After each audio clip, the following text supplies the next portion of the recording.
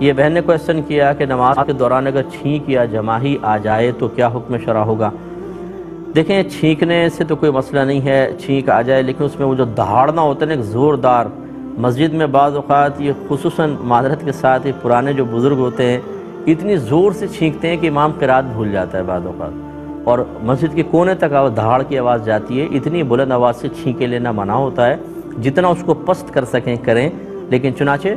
نماز میں چھینک آ جائے تو اس میں کوئی حرج نہیں ہے، پست آواز کے ساتھ کر سکتے ہیں۔ لیکن اگر جماہی آ جائے تو آنا تو ہمارے کنٹرول میں نہیں ہوتا، لیکن اس کے لیے منہ پورا پھاڑنا اور ہاں کی آوازیں نکالنا یہ ٹھیک نہیں ہوتا، اسے حتی الامکان دبانے کا حکم ہے، کیونکہ جماہی شیطان کی طرف سے ہوتی ہے، اور جب انسان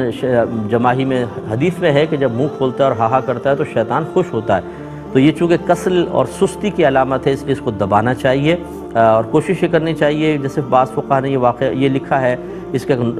ٹوٹکا کہ اگر جماہی آنے لگے تو فوراً دل میں سوچے کہ انبیاء علیہ السلام کو جماہی نہیں آتی تھی تو فوراً ایک دم ختم ہو جائے گی، تو یوں کر سکتے ہیں لیکن روکنا چاہیے۔